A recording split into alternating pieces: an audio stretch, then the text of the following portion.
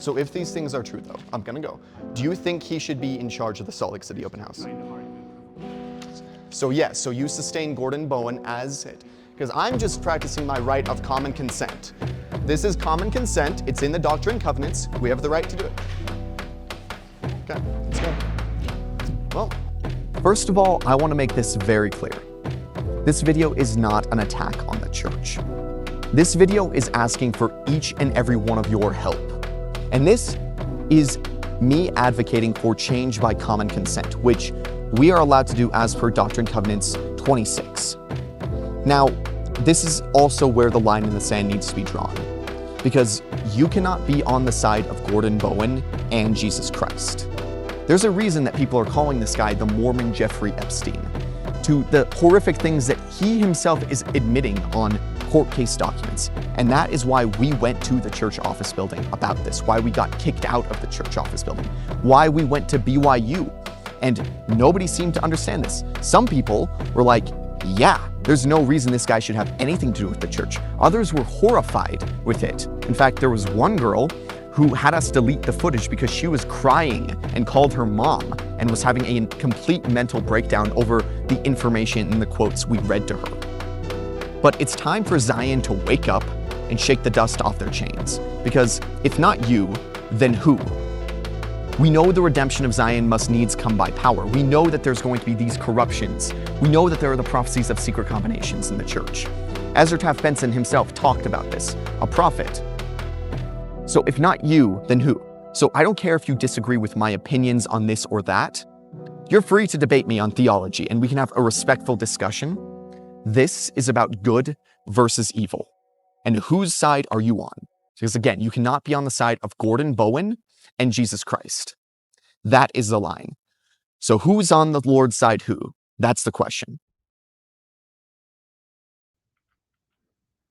So I just got banned from church property for 6 months. No joke. I went to the church office building in Salt Lake City to ask one simple question.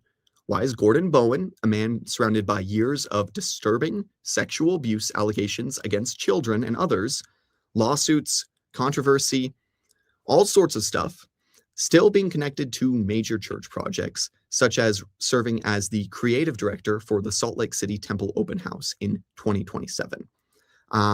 Apparently, asking these questions was enough to get me a 6-month no trespassing order from the church. But it didn't stop there. After I went to the church office building, I actually went to Brigham Young University to ask students about common consent in the LDS Church, what their understanding of how it works is, and also asking them about Gordon Bowen and reading some of his, disturbing quotes and such, and asking them if they think that he should be the creative director of the Salt Lake City Temple Open House. This actually led to us having campus security called on us and us being asked to leave the premises, which the security was actually very nice. But at one point, there was a girl who we interviewed who, because of the things regarding Gordon Bowen, began crying and called her mom about us, and then came back to us asking us to delete the footage. And that may have been who actually called the campus security on us. In this video, I'm going to be going over some of the court documents that I actually brought with me to the church office building when I got kicked out. I'm going to be reading over some of the quotes and allegations against Gordon Bowen, which are official court documents that are publicly available, as well as victim statements. And because these victims were children at the time of these statements being given and these allegations, I'm choosing to redact the victim names for the sake of their privacy. But it's some pretty disturbing stuff. And I think it's very important that members of the church understand these things.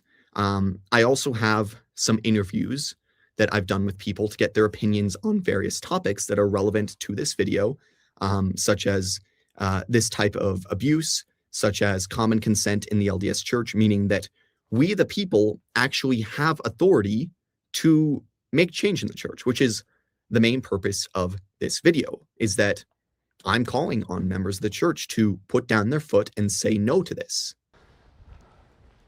Excuse me, am I in the right place? Is this the church office building? Sure is. Hi, my name is Roy Jenkins. I called in a few days ago about, I'm working for a blog. We're doing some questions about the new Salt Lake Temple open house. The location, I told them I was going to be coming by. I don't know who I would talk to about that, or... Don't either.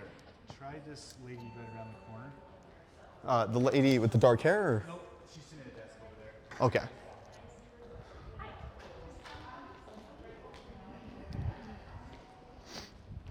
Huh. No lady at the desk.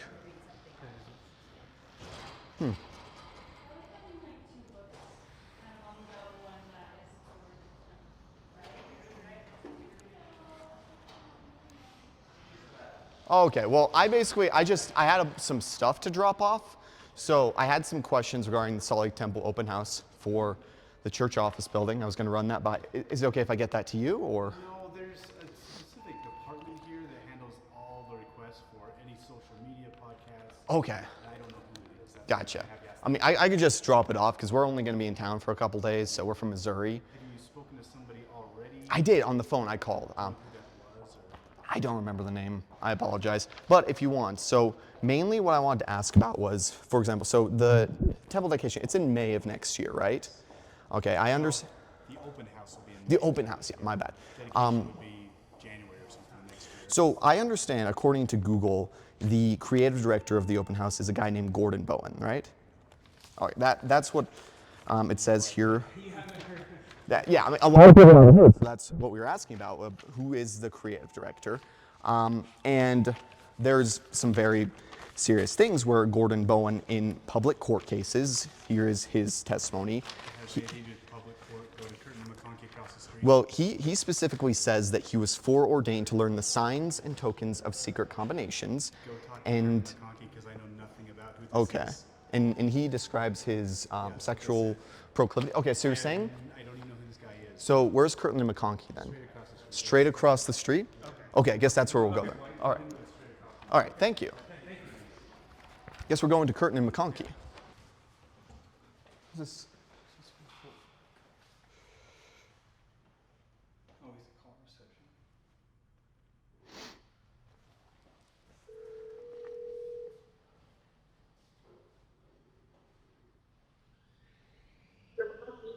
Hey, I had some legal documents to drop off here for Curtin McConkie. I was supposed to. The name is Roy Jenkins. Who is it for? I'm not sure. I was just told to bring it here. I was bringing it to the church office building, and they told me to bring it here instead. So. Okay, if there's an attorney on there, I'm not really sure if we can accept, but we do have another building if you want to ask. There was a lot more attorneys in the Key Bank Tower. In the Key Bank? Where is that? Here in the same area? Yeah, it's over by Neaters in Cedar Creek. It's a super tall building. If you take a right, you'll see it. Okay, cool.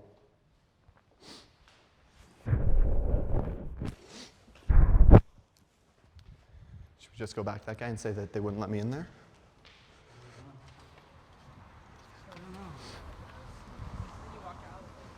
As before we get into the allegations later, a lot of these statements by victims, including his own children, are incredibly disturbing and graphic. And like I said, I am going to be redacting the victim names on these children.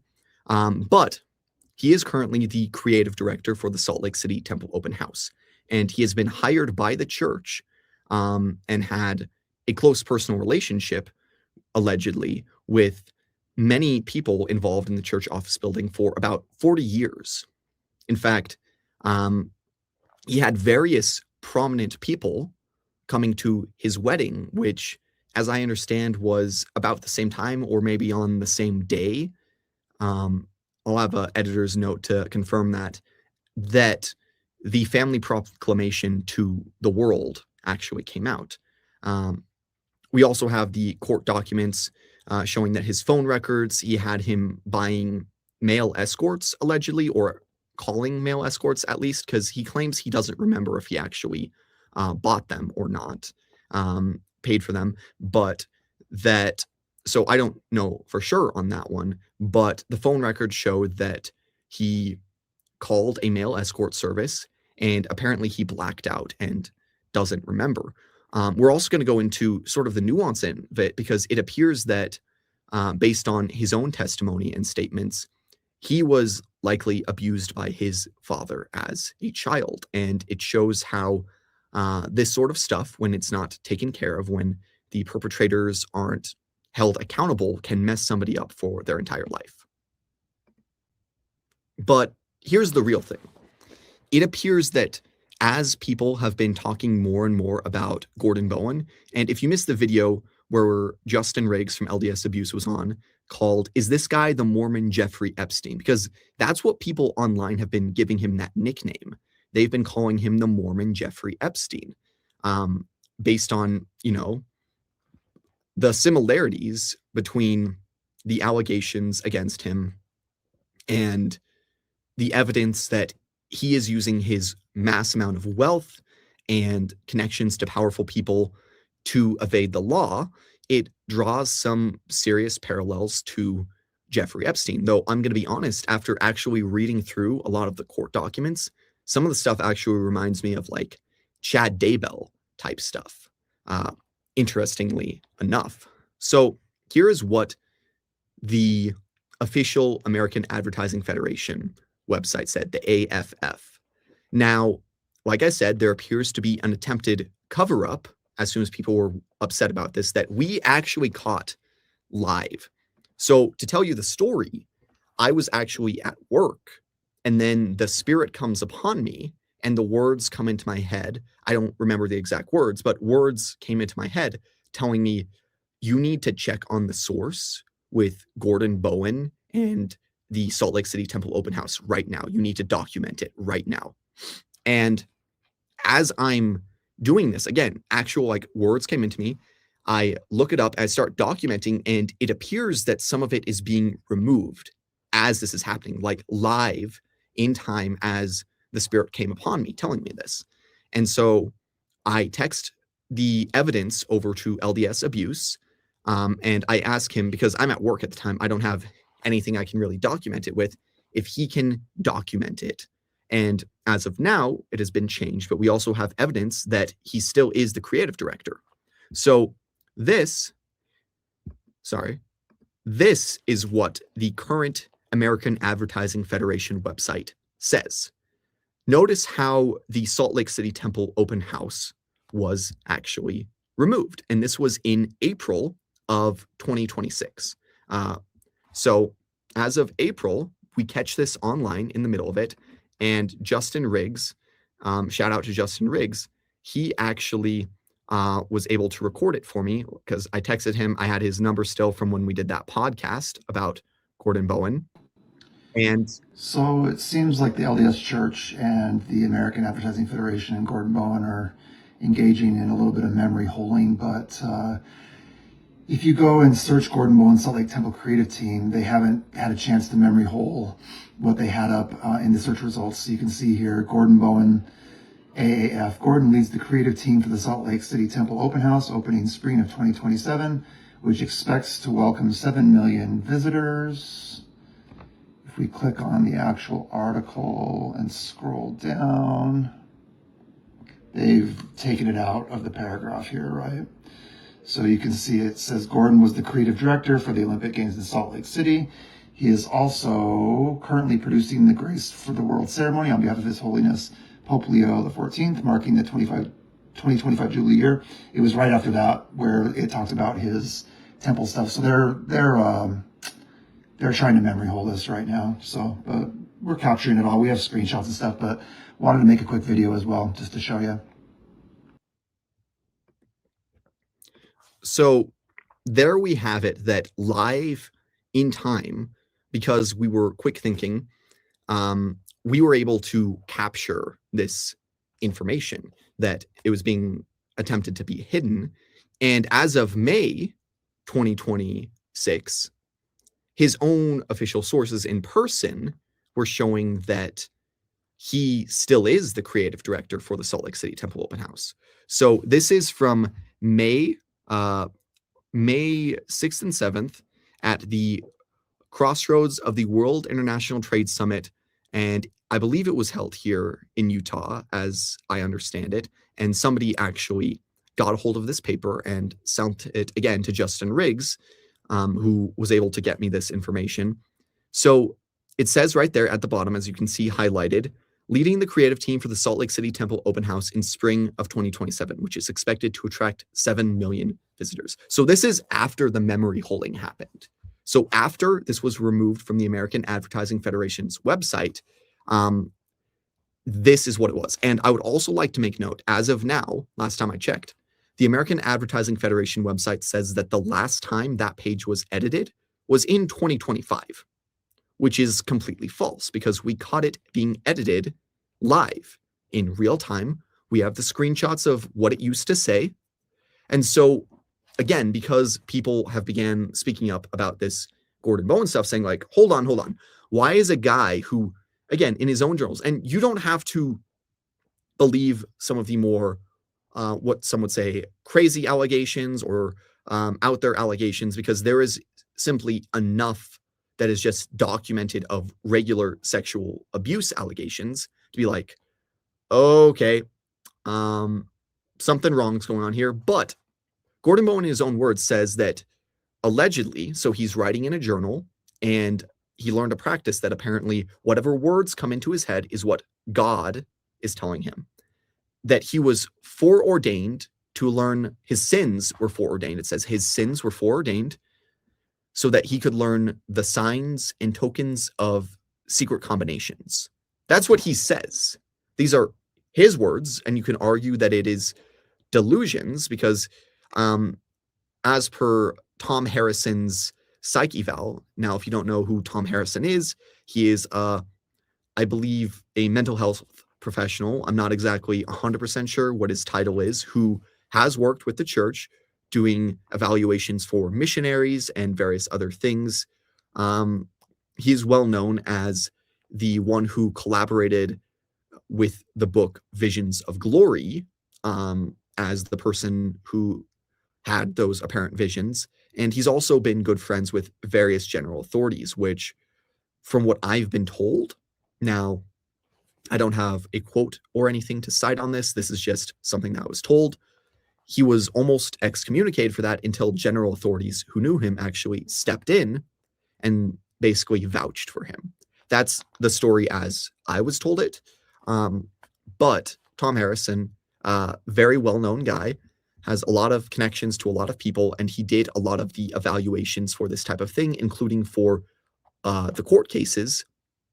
And so there's also, I'd like to note that I'm not going to go super in-depth into the fact that, hold on, he is currently listed as a defendant as of 2026 in a human trafficking case, which we're going to get into a little bit. And this is an ongoing thing.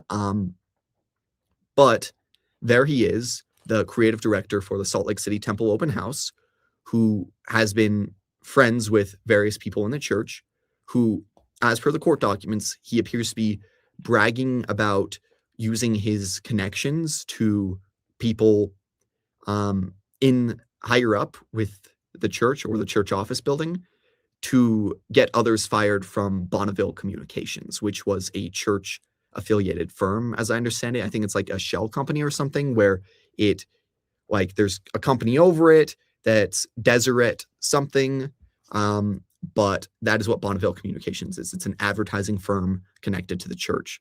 So there it is. This is an official court document, and you can find all this stuff on Gordon Bowen court documents .com.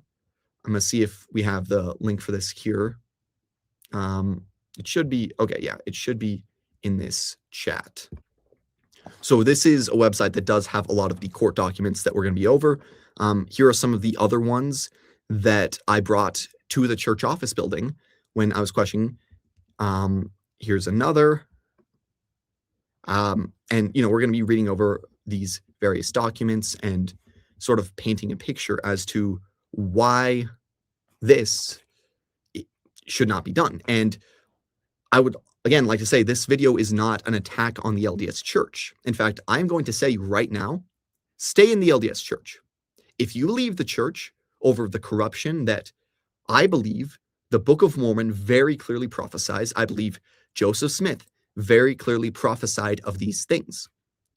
Section 101 of the Doctrine and Covenants tells us a parable, which in later sections tells us is a true parable that's going to happen to us, describes that the enemy enters the Lord's vineyard when they get close to the money changers. That's section 101 of the Doctrine and Covenants. And then it commands the people of the church to awaken and arise, basically, and to, gather the strength of the house. That's what it says, right? This is in our own scriptures, and section 105 of the Doctrine and Covenants makes it clear that this is a future event that is going to happen, right? So anyone who is saying, like, this stuff would never happen in the LDS Church, you're the people in the Book of Mormon saying all is well in Zion. I'm sorry. That's you. You're the all is well in Zion people. I think that the Epstein files specifically make it very clear that people who are in positions of power with large amounts of wealth, they can get away with these things. I would also like to shout out We Are the People, who has done various videos on the topic of Gordon Bowen and can give very detailed accounts. So just, search for any of their videos on this and you will get a load of information. So at this point in the video, I'm going to read over some of the court case documents, which are available on this website below. A lot of these are, and they are all publicly available, but for the sake of the victims involved, which includes children who are allegedly the ages of 6, as low as 6 at the age of abuse that I've seen in the documents, I'm not going to include the names. And when David Douglas puts the actual documents on screen, I'm going to have him redact the names. But the document I'm reading from right now talks about, it's from the divorce proceedings with his now ex-wife, where how they met, describing the scenarios of their marriage, and how rumors were, now I'm not saying this is a fact, these are just rumors, according to the court case, that people thought Gordon was in fact homosexual and that he was under pressure from church leadership to, because of people he knew, to marry a woman for appearance sake, right? And, I feel like that's something that happens a lot in Utah. How many times do you hear about, it's a interesting thing we have with the culture where there's a gay guy who is put under pressure to marry a woman for appearances, and it usually doesn't go super well. And then, goes through that. She, in her own statements, talks about the rumors that she'd heard that he was actually gay. When she asked him about that, he said no. And she even apparently confided in her father about this, trying to find out if these rumors were true. But then after they got married, so this is where the allegations of abuse come. After marriage, Gordon Bowen fixated on Barbara Boyce's 2 younger sons. I'm going to name it son A and son B. Because again, I'm leaving out the victim names who were children at the time of abuse.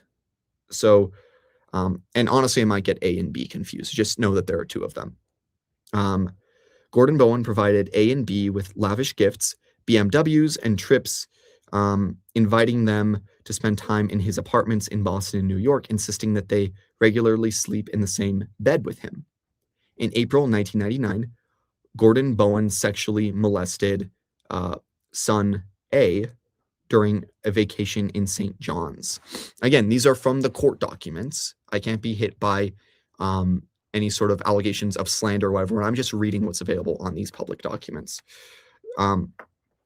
So Gordon Bowen molested his stepson, according to these documents, during a vacation in St. John's. The incident went unreported for several years. During the night at issue, while sharing the same bed with Gordon Bowen, at Gordon Bowen's insistence, Gordon Bowen moved in on son A, slipping his hand in son A's shorts and fondling his genitals. Son A woke up sick and horrified. A second approach was made shortly thereafter, and son A curled up in a ball on the edge of the bed, hoping to avoid any further encounters. Son A fears that there were other such occurrences, perhaps many, when he was asleep in Gordon Bowen's bed with him at other times and locations. Gordon Bowen got Son A involved in modeling. He had his friend, Joe Moe, I don't know who that is, take photos of Son A with just his underwear on, sitting in the sand, photos he said Son A could use for his portfolio. Gordon always had photos of Son A on his desk, wherever he moved. And it goes into talking about the modeling career, essentially, that he set up for Son A, as well as to magazine, Maxim's magazine. To his embarrassment, the article which they used his photos for was entitled Sex 9/11. So that's what the documents say here. There's also reports on line 37 of this document where Gordon Bowen designed a program where both of the sons, it says, were in high school, where they measured their bodies with the explanation that he was charting for their physical progress and development for their workouts. The measurements were taken all over their bodies, but especially uncomfortable was the measurement of their waistline and upper thighs. Then talks about him encouraging the stepsons to serve missions. At least one of the stepsons is encouraged to serve a mission. It says on line 38 of the document. What the stories did not report is how Son A came home briefly in spring 2002 to deal with a medical problem and discovered male pornography on the laptop belonging to his stepfather, Gordon Bowen.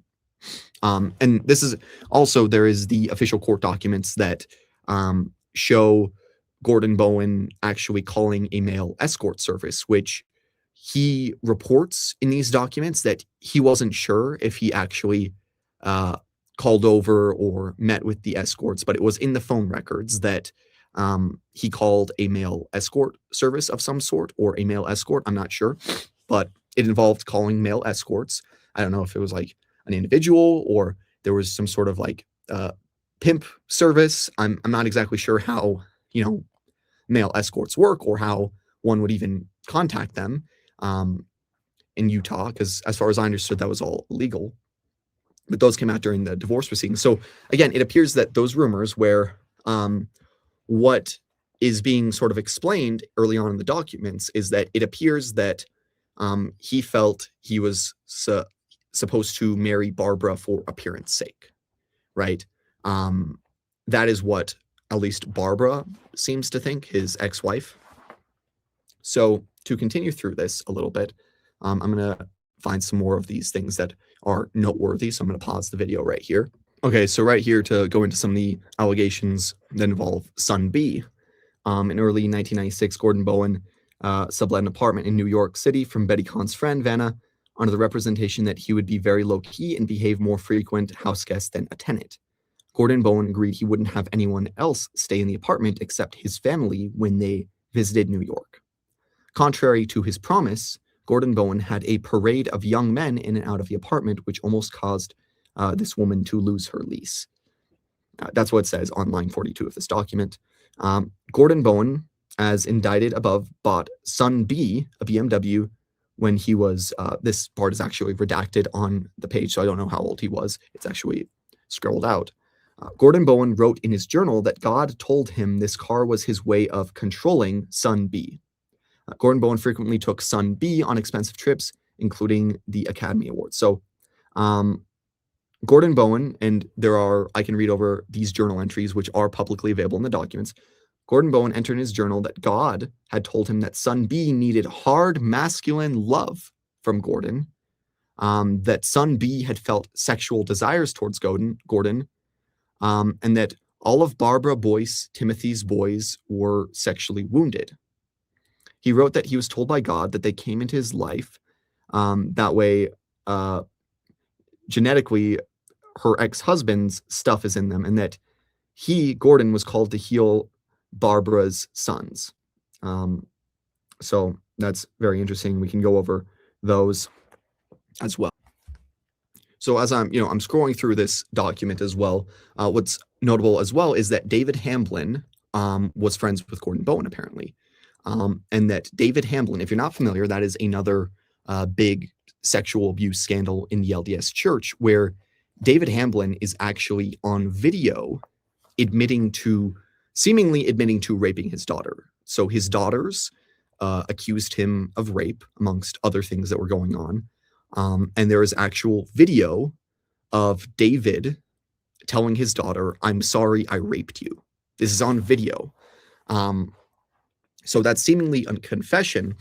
And in the allegations against David by his daughters, they also gave a very graphic story alleging abuse by Gordon Bowen, where they listed him as a perpetrator of sexual abuse, that he basically raped them in a very violent way and told them lots of very vulgar and horrific things. And these are all documented on official court cases.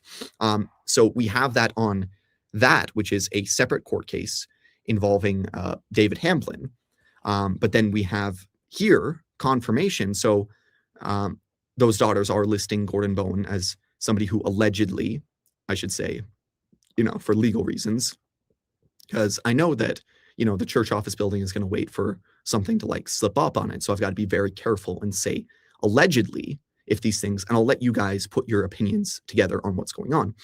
But then in the separate court case, which is the divorce proceeding with Barbara and Gordon, where they go into discovery, they get lots of victim statements, they go into journal. They actually, I'm not sure if they seized his journals or how they got a hold of his journals, but they have access to Gordon Bowen's journals where in his, I believe his own handwriting, I would imagine, he is writing about things such as being foreordained to learn the signs and tokens of secret combinations, his words that apparently God, or who he thinks is God, told him, as well as being told that one of his stepsons needs hard, masculine love.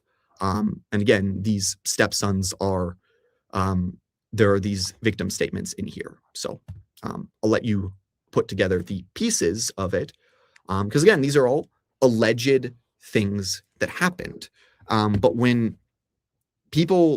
separate people keep speaking about the same things and the person's own statement seems to be supporting those allegations, you have to ask yourself, why is this person the creative director for the Salt Lake City Temple Open House? Why is it that if I had a cup of coffee or if I was drinking wine, right? Jesus drank wine. Jesus Christ drank wine.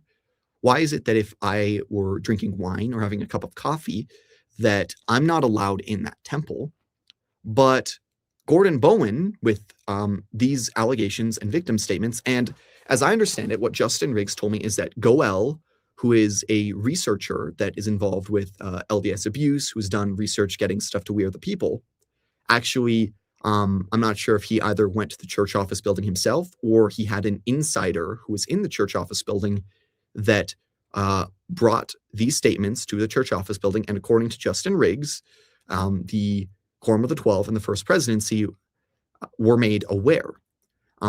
I have to wonder, I don't know, but I have to wonder, could that have been why this information was being removed from the American Advertising Federation's website? I don't know.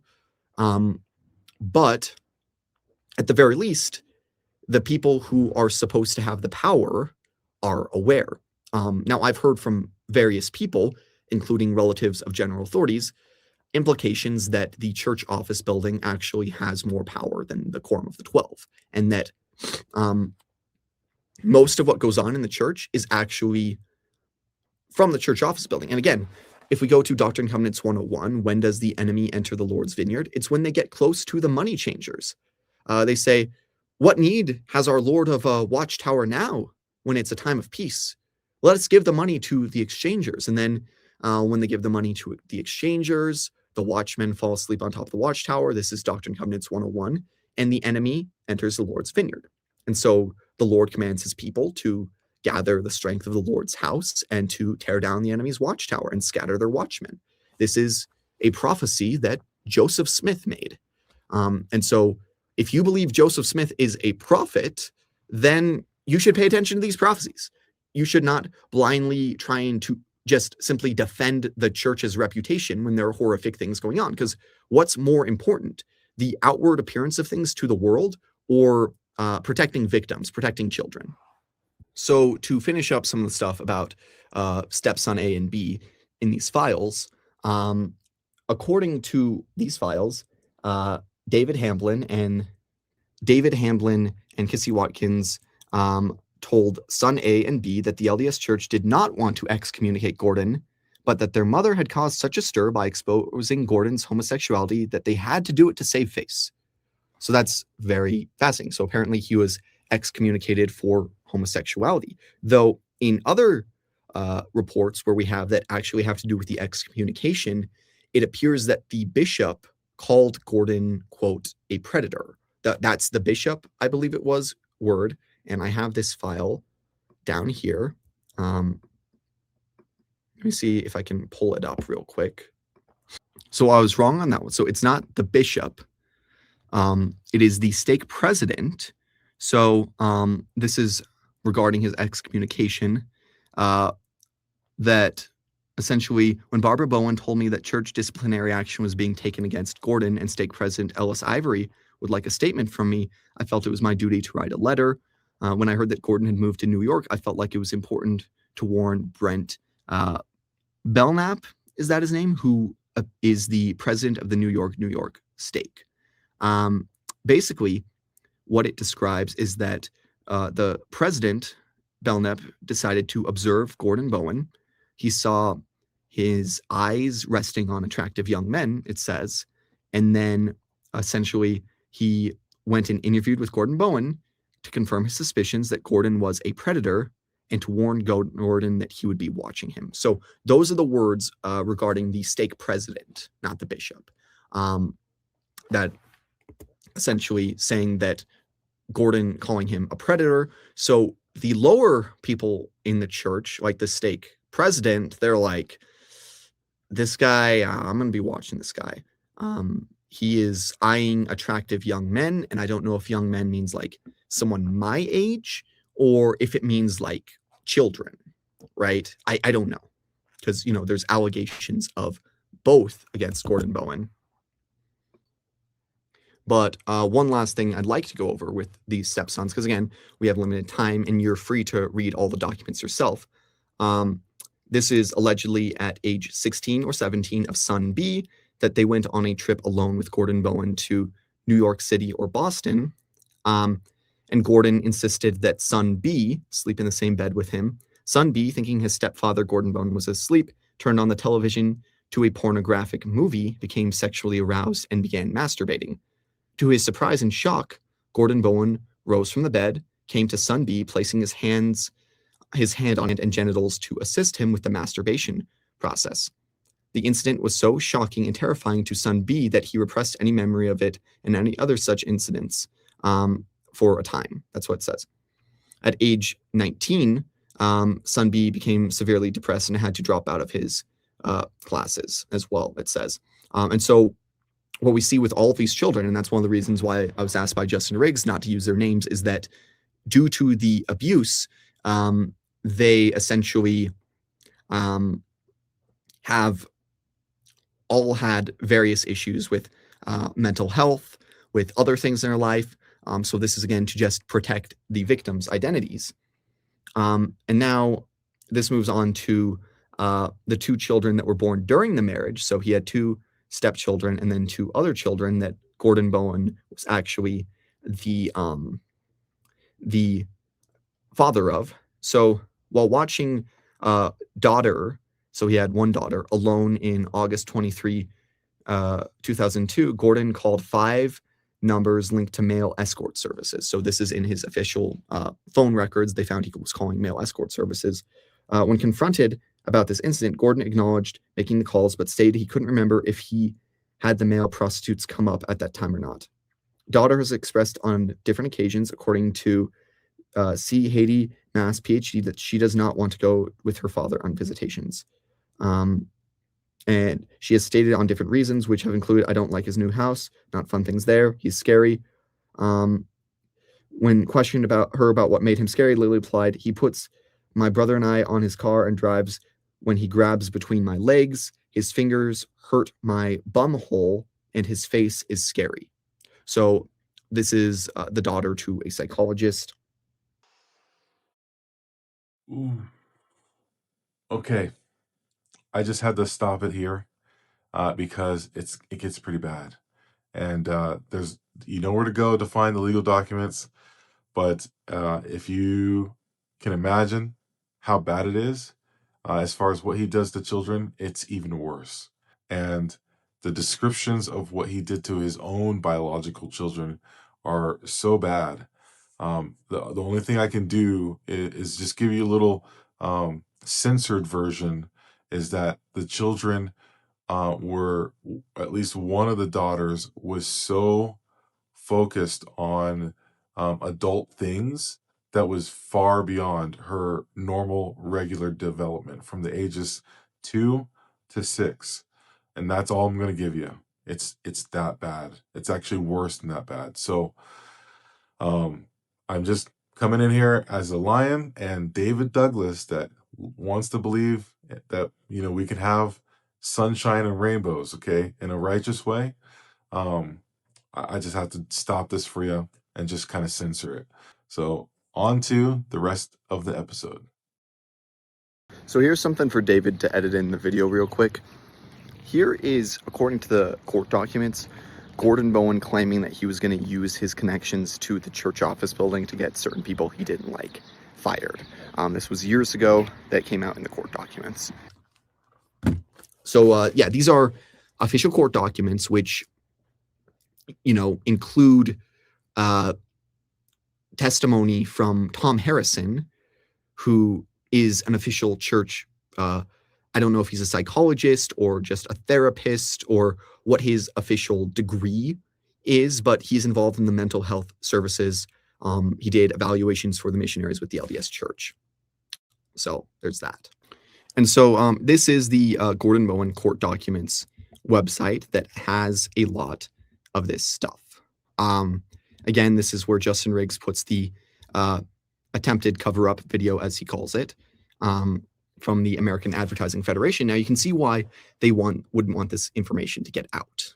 Now, I personally am going to say, because there's going to be a lot of people who come out about this stuff trying to smear me, right? This is what's going to happen. This happened as soon as I started talking about this stuff, right? I feel like I call a lot of the LDS apologists, I call them excuse makers. Here's why. I would say my testimony of Jesus Christ in the Book of Mormon, it's probably greater than theirs. I've borne my testimony on many things and given various examples, sometimes with screenshots when impossible things happen to me, which is why I have such a strong testimony.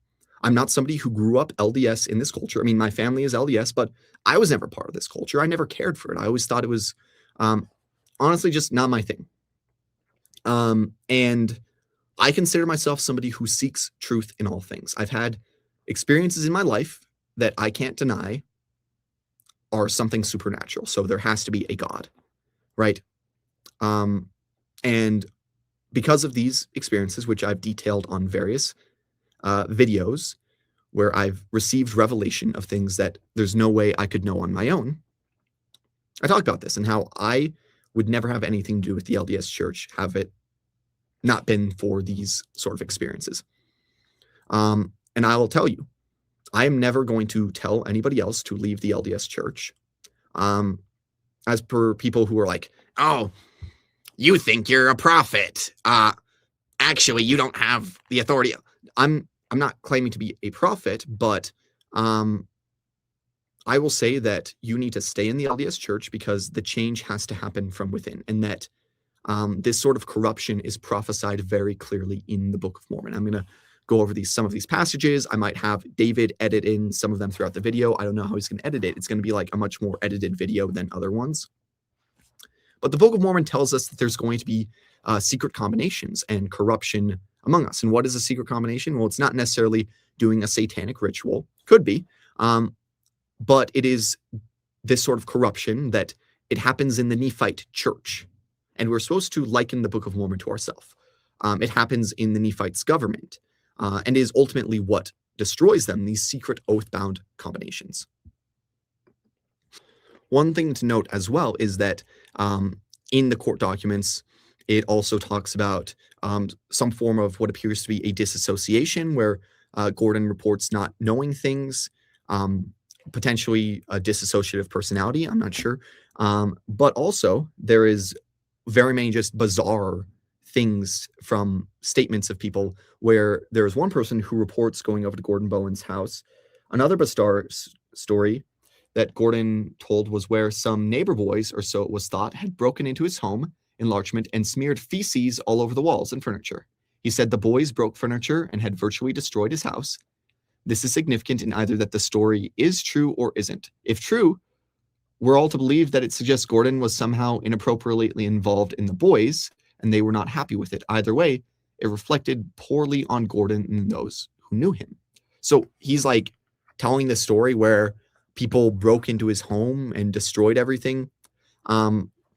He also claims that what was making him have homosexual behavior was being possessed by female spirits, and that he went to some sort of person to alleviate him from that, and that he was less gay because of that. That's what he claims, that he was possessed by spirits.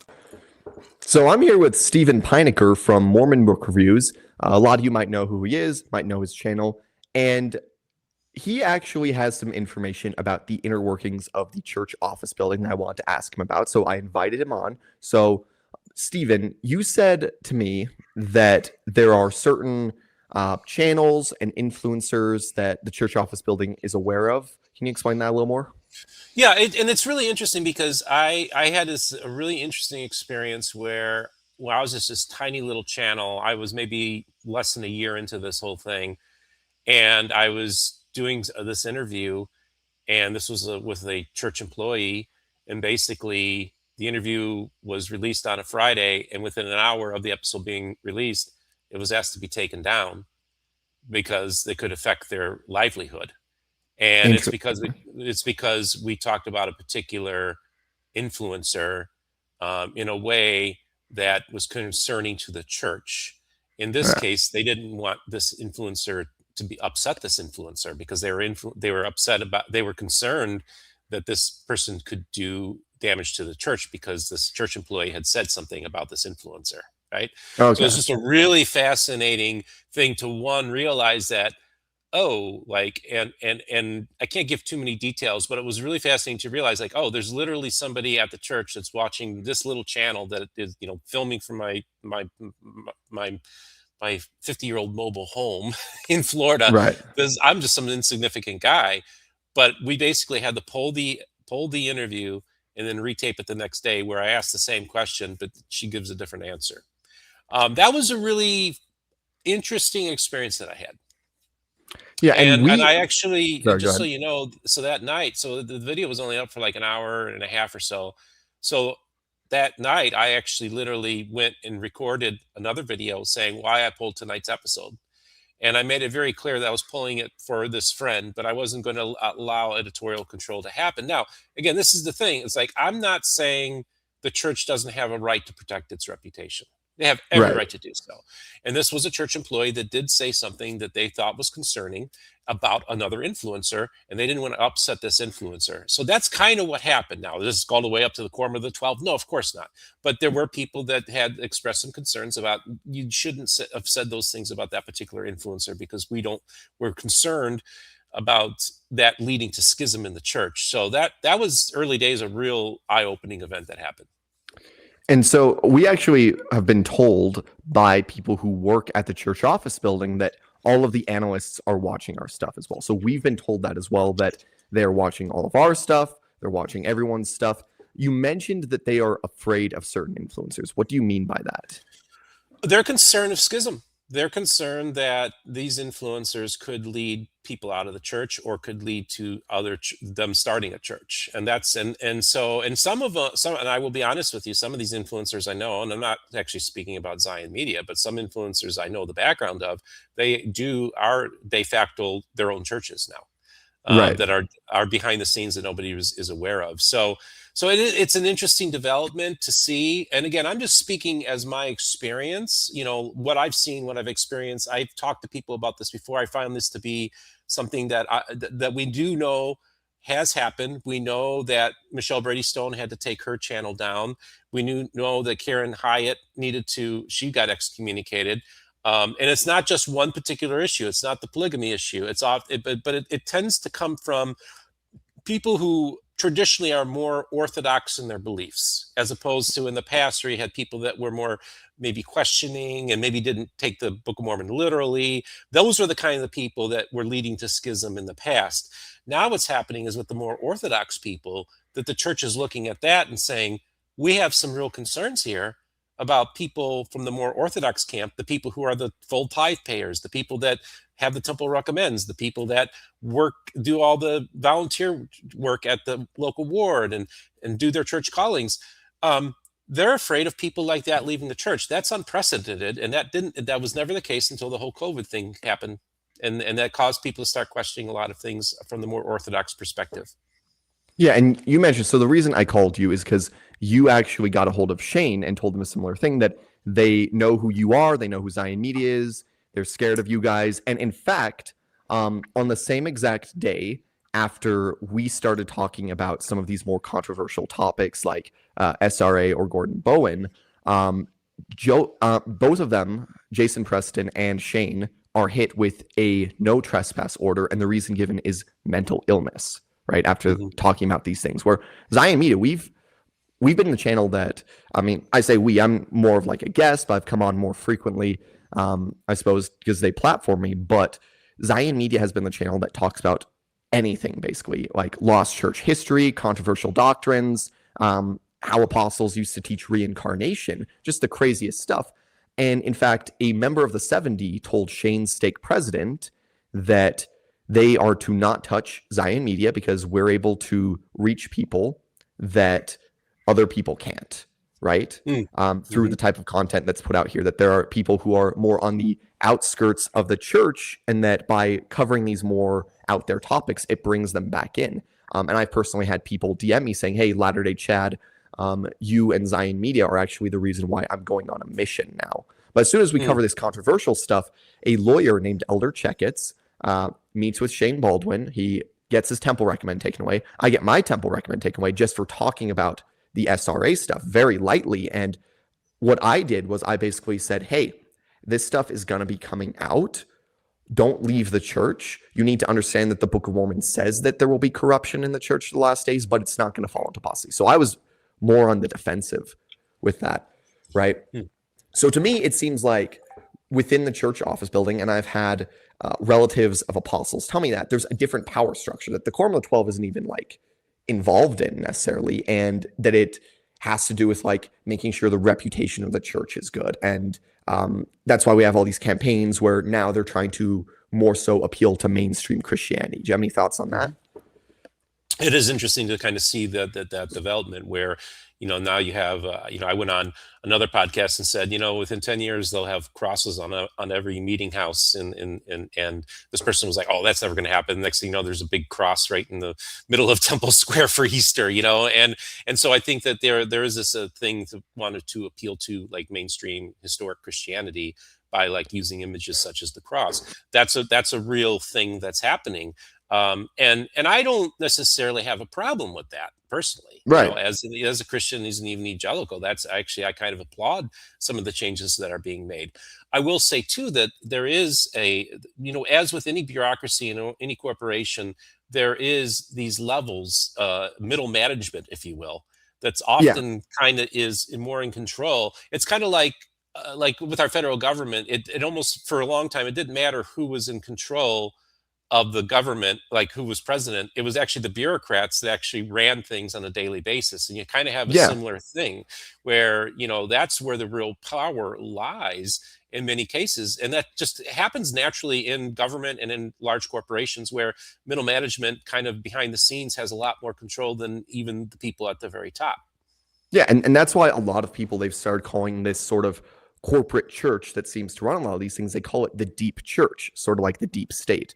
In fact, it was a guy who I'm not going to mention his name because he didn't want to be involved in this.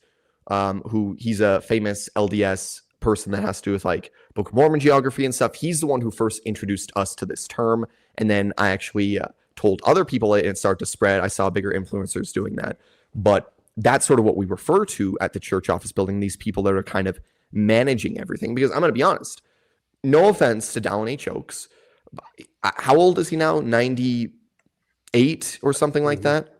Mm-hmm. I don't think he's running every single thing about the church. That would be ridiculous. It would be impossible. So. It would be impossible to do so. Right?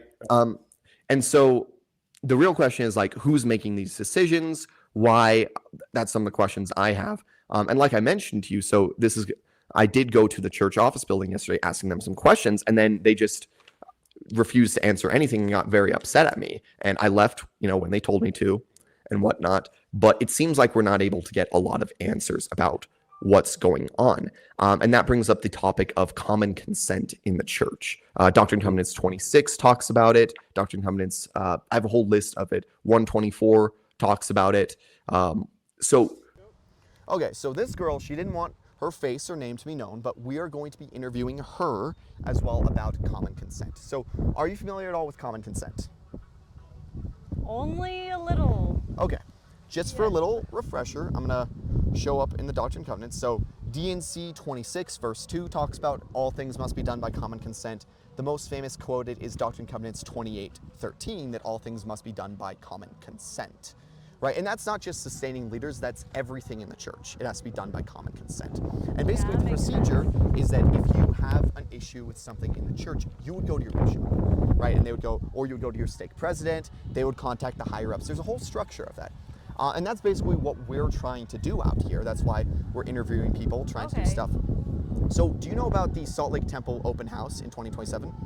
I think I did hear about that coming up, yeah. Okay. Do you know who's in charge of it at all?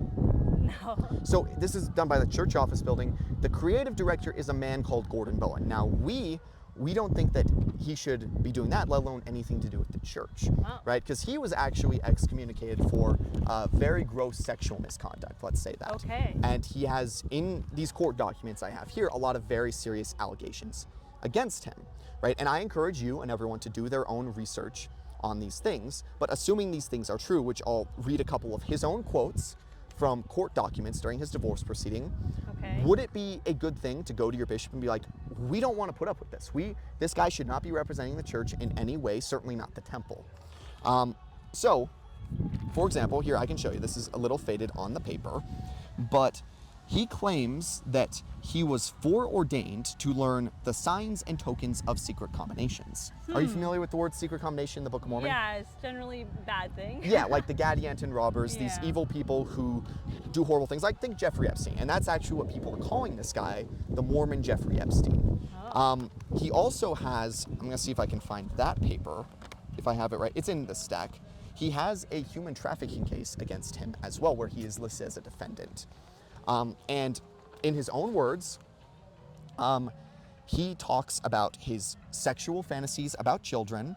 He talks about his sexual fantasies about Jesus Christ. Oh, wow. And he has been hired for various, as the lead of a team, because he has a company, for various creative projects for the temple. In fact, I understand from what my source told me that his team were the ones who designed the current logo where Jesus is in the arch. Oh, interesting. Right?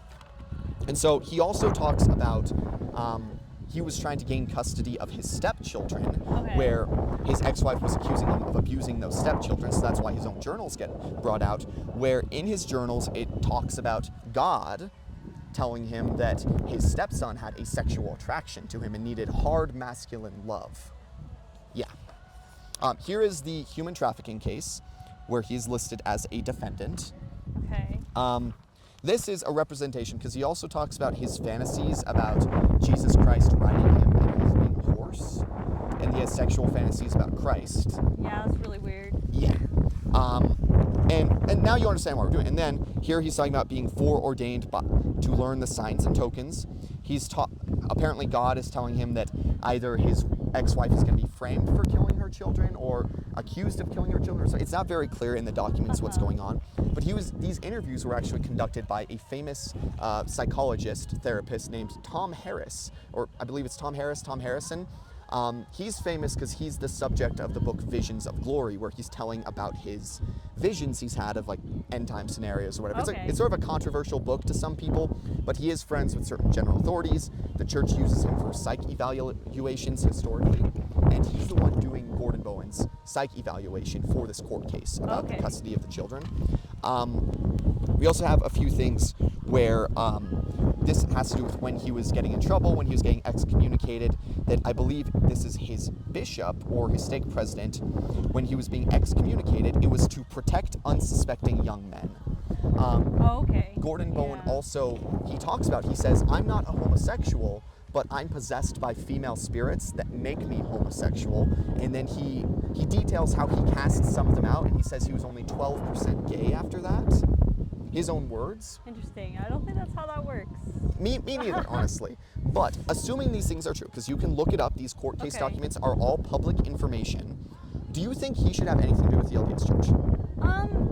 It definitely seems like if all that's true, then I would say no. That just like sounds dangerous and all that. And so, right. So, I'm with these two guys. Who wants to hold the mic? Here, you go. I'll go on this side. You guys go over here so you can both speak into the mic. Right here. All right. You're recording? So I'm here with these two. What are your names? Jacob. Henry and Jacob. And so, what do you guys know about common consent? Hold the mic close when you talk. You mentioned it was in Doctrine and Covenants 126. So Doctrine and Covenants 26. 26. Yes. It's in, I believe, 128 as well. But essentially, it says that all things in the church must be done by common consent. So that is why we have a sustaining vote on things. And if you have an issue, you can go to your bishop about things. Now, the reason we're asking if people understand that, so as I showed you, I'm a well-known influencer. I've got about 40,000 followers on Instagram. I also am on a YouTube called Zion Media. And what we're advocating for is common consent. Do you know anything about the open house for the Salt Lake City Temple? You see the big picture of it? Yeah. Like, can I hold it? Well, I'm just going to show them to you to get your first-hand reaction. And so, are you familiar with the Salt Lake Temple open house? I'm no longer comfortable with it. Okay. Yeah, so we went over to Curtin and McConkey and there isn't anyone there. So it's like a weird lobby thing where they're all upstairs and you need an appointment to get up there.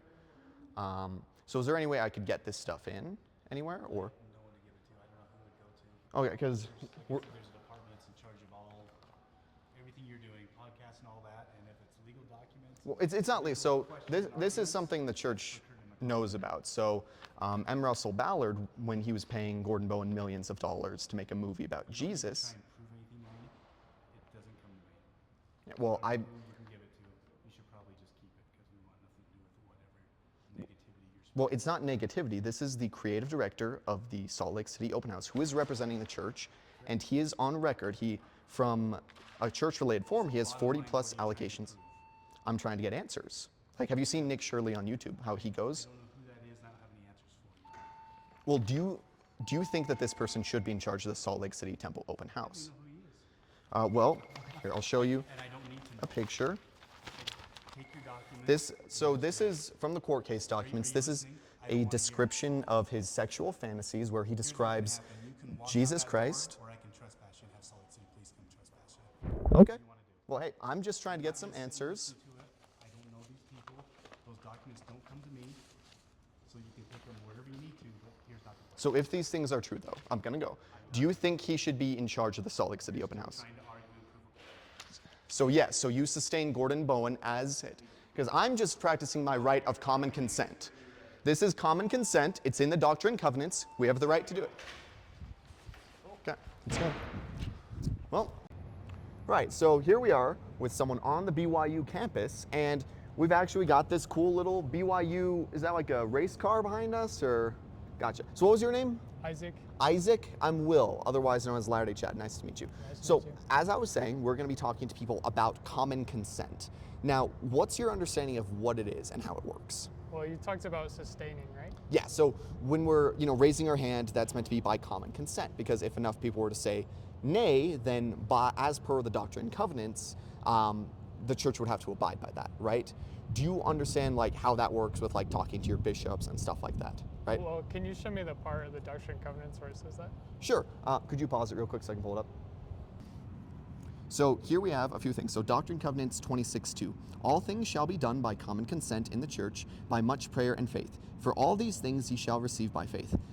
This is considered the first canonized mention of common consent, the Lord revealed, as well as Doctrine and Covenants 28:13. For all things must be done in order and by common consent in the church, by prayer of faith. This is the most frequent quoted formulation.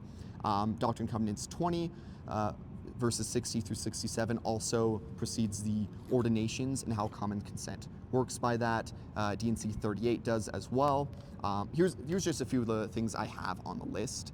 But essentially, that is why we have the raising of the right hand in church. So if for whatever reason, let's say your bishop's called and you're like, I don't think that guy should be the bishop, if enough people stood up and said that, then essentially that would have to be addressed, right? And be brought up to the higher levels and higher levels. The reason I bring that up is because there is something we're trying to advocate for by common consent. So are you familiar with the temple dedication that's happening next year and the open house in spring of 2027 for the Salt Lake? Yeah. Yes. Do you know who Gordon Bowen is? So Gordon Bowen is the creative director of the Salt Lake City open house, and we don't think he should be. We don't think that he's a good representation of the church, and we're trying to get the attention of the leadership with this and trying to get the attention of bishops, right? So here you can see on Google, he is the creative director for the open house. This is as per the American Advertising Federation, the AAFF, I believe it's called. And the reason why is because in his own words, in, for example, court documents that have his own journal entries, he has some pretty serious allegations against him where he is at one point claiming that he was foreordained to learn the signs and tokens of secret combinations. His words on official court documents, and he was actually excommunicated for sexually predatory behavior towards young boys, right? And so do you think, so I have all of the court documents here. Here is a quote of his where he is describing his sexual fantasies about Jesus Christ. He also, from a church-related firm, was fired and had allegations of sexual misconduct from employees, right? And that's from a church-related firm that he was fired from. And so it was an advertising federation that he was fired from. He has a lot of connections, though, to very prominent political people in Utah, very powerful. And that's why a lot of people are calling him the Mormon Jeffrey Epstein, because he seems to have these positions of power where he's able to evade the law, where one of these documents I have here shows that he was he was the defendant in a human trafficking case. I'm not even kidding, right? This is just a photo that I made with ChatGPT showing because he describes his fantasy, I'm not even kidding, where he describes Jesus Christ riding on him like a horse.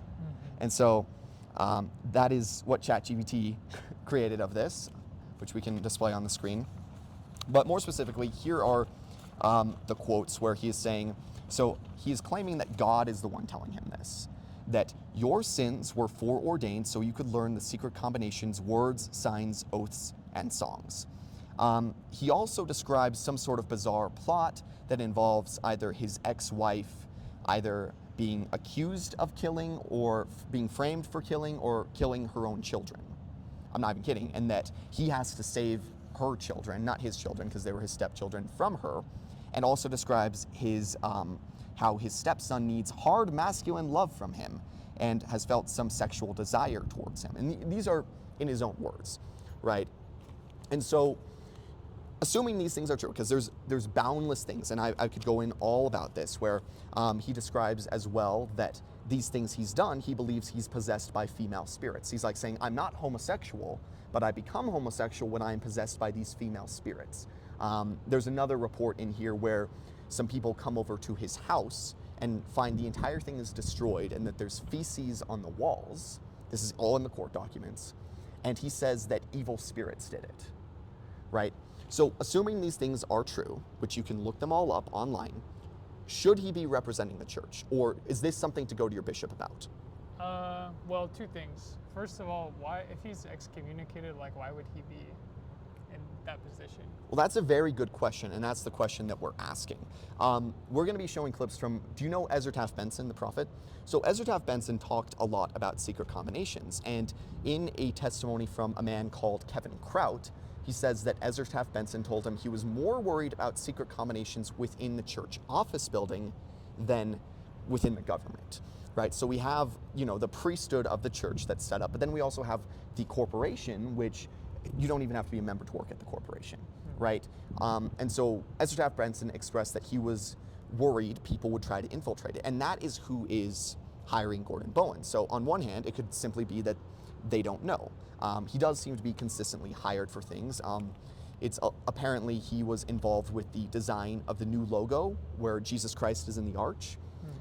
As well as he was hired, I think it was in 2015, I don't know for sure on this, for a movie about Jesus Christ. He was paid millions of dollars to create that movie, but then it was canceled because apparently it was so bad that they just canceled the movie, right? But still, I personally believe it's because he has these connections to powerful people in Utah that he's able to get that stuff, and that is why it is up to the people of the church, I believe. So, are you familiar with the parable of the redemption of Zion in the Doctrine and Covenants? No, refresh. So D&C 101, 103, and 105 detail it, where essentially in the parable, the servants sort of fall asleep at the wheel, and there are some enemies of the Lord that enter the Lord's vineyard, right? This is in D&C 101. And so the Lord commands his servants to wake up and to cast down the watchtower of the enemy and chase him out of the vineyard. And then D&C 103 is the Lord explaining this parable to Joseph Smith about the redemption of Zion, but it describes essentially secret combinations entering the Lord's vineyard, and then the people rising up and the servants gathering the strength of the Lord's house in order to cast that out. Yeah, I remember. There's also in the Doctrine and Covenants, upon my house it begins, because what we're seeing with the Epstein files and stuff is that this is everywhere in society, right? Where powerful people do these things, and the Epstein files details very much occult things, like how Gordon Bowen was describing signs and tokens of secret combinations, right? So this video is basically saying, hey, strength of the Lord's house, are we going to accept this, or are we going to be the ones who set the example for the world and say, no, we're not going to put up with this stuff, right? So would you say that this would be something to get your bishop's attention? Because most people, they have no idea about this stuff, right? It just flies right under the radar. We were actually at the church office building earlier, and the guy didn't seem to have any idea about who Gordon Bowen was, that he said. And so that's what we're trying to do, is to be like, we need to be the ones to put our foot down and say no to this, right? Where, for example, with the Catholic Church, there was certain things going on in the Catholic Church, and what they did was they tried to cover it up, right? Where what they should have done is they should have been the example to crack down on that stuff, right? Because really it's everywhere. It's not like an LDS Church problem. It is a worldwide problem. And the Book of Mormon very clearly talks about that. Do you have any thoughts on that? Well, okay, sorry, let me just get this straight real quick. So you're saying that the Quorum of the 12 knows about this? I don't know. We're trying to get their attention about this. I can't say yay or nay, they know. I have no idea. I know the church office building, and I've actually talked to grandchildren of a couple different apostles who basically say that they aren't the ones in charge of the church office building, the stuff that goes on there, right? Well, then who is in charge? That's a good question. I mean, it's a big corporation. I don't know, but a lot of times what happens is, like, I don't think Dallin H. Oaks, for example, has time to manage everything about the church office building. He's doing all sorts of, prophetic duties and stuff that have nothing to do with managing the finances of the church or the advertising or the PR or the stuff the church office building does. Sure. Right. That might be a good thing to look into. Yeah, and that would be a good thing to look into. Who even is in charge of the church office building? I don't know. I've tried to find out before, but I can't really find it. But that is why we're trying to raise awareness of this, because I can assure you, for example, the church office building, they know who I am. I'm a big enough podcaster and stuff. And my sources, because I know people who work in the church office building, have made it clear, yeah, they know who I am. They watch my stuff. So if enough people are saying, we're not going to put up with this, because for all we know, for example, do you know who Mitt Romney is? So Mitt Romney is very good friends with Gordon Bowen. In fact, Gordon Bowen, on a majority of his campaigns, has been the one in charge of the advertising for it, right? And I've heard rumors that at the church office building, now I can't confirm this, this was on have you ever seen Ward Radio? Yes. So they talked about this on Ward Radio, that apparently at the church office building, some people call Mitt Romney the 13th apostle because, certain political people have a poll at the church office building, right? So that's why I like to differentiate is like the church office building can have issues, but doesn't necessarily mean the churches. But we still need to be the ones to, as the people, because they do have to listen to us because of common consent, right? Do you have any thoughts on that about common consent versus the apostles being responsible for everything? I think it's good, obviously, for us to be aware of these things and to know about them, yeah, for sure. All right, And cool. to have a say in them, of course.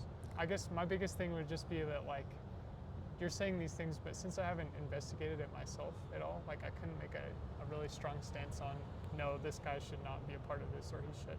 Because Right. I just haven't seen any sources or anything. And that makes sense. And I encourage you to look up the sources, and I will be posting this stuff on my Instagram if you follow me, Latter-day Chad, once this video goes up. And I encourage everyone, because these court documents are public information.